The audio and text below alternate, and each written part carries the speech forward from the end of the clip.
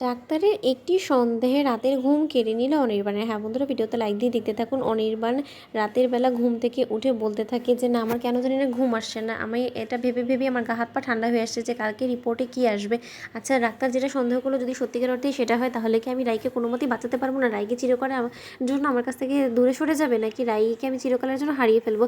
ওদিকে রাই এক পর্যায়ে জিনিসটা আন্দাজ করা মাত্রই রাই ঘুম থেকে উঠে যায়। রাই বলতে থাকে, কী ব্যাপার অনির্বাণ, তুমি এতক্ষণ ধরে জেগে আছো কী কারণে বলো তো? কালকে তো তোমার আবার অফিসও আছে, তাই না? তার সত্ত্বেও তুমি এরকম করে জেগে আছো কেন বলো তো? তোমার তো শরীর খারাপ করে দিবে। আচ্ছা অনির্বাণ, তুমি কী নিয়ে এত চিন্তা করছো বলো তো? আমার রিপোর্টসে কী আসবে সেটা নিয়ে? অনির্বাণ, তুমি একদম ভেবো না। যে মানুষটা আমার মধ্যে একটু একটু করে বেড়ে উঠছে, তাকে বাঁচানোর যত রকম কৌশল অবলম্বন করতে আমি সব করবো, কিন্তু তার শর্তে আমাদের সন্তানকে আমি কোনো কিছু হতে দেবো না। তুমি নিশ্চিন্ত থাকতে পারো।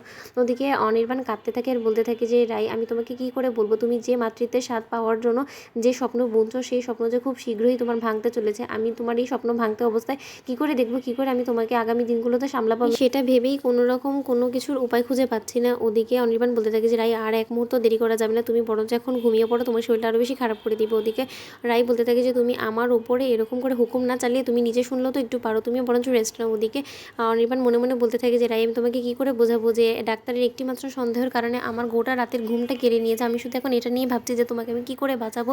যদি কালকে রিপোর্টসে কোনো রকম কোনো প্রাণঘাতী কোনো রোগ ধরা পড়ে, তারপরে যদি তো এই রোগটা সারানোর কোনো রকম কোনো উপায় না থাকে, তাহলে তো চিরকালের জন্য তোমাকে আমি হারিয়ে ফেলবো। আমি সেটা কী করে সামাল দেবো? আমি তো এই জিনিসটা কোনো মতেই অ্যাট এনি কস্ট আমি জিনিসটা এক্সপেক্ট করতে পারি না। রাই ওদিকে রাই বলতে থাকে, কী ব্যাপার অনির্বাণ, তুমি আমার দিকে এরকম অবাক হয়ে তাকিয়ে আছো কেন বলো তো? ওদিকে পরদিন সকাল হওয়া মাত্রই অনির্বাণ ব্রেকফাস্ট করে তড়িঘড়ি করে হসপিটাল যাওয়ার জন্য রেডি হয়ে যায়। ওদিকে অনির্বাণের মা বলতে থাকে, কী ব্যাপার অনির্বাণ, তুই এত তড়িঘড়ি করছিস কেন বলতো? একটু আস্তে আস্তে কেন, নতুবা বিষম লেগে যাবে তো।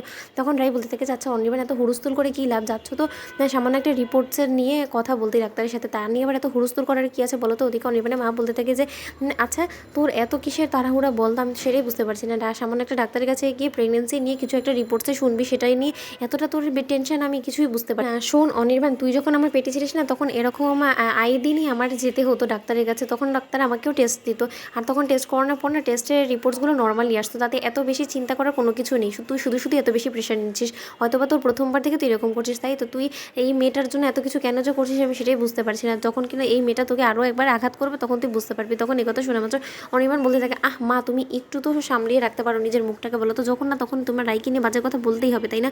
তুমি এক পর্যায়ে বিপর্যস্ত হয়ে পড়বে, দেখবে রাইকে নিয়ে এত বেশি চিন্তাভাবনা করতে করতে। ওদিকে অনির্বাণের মা বলতে থাকে, অমনি লেগে গেল, তাই না?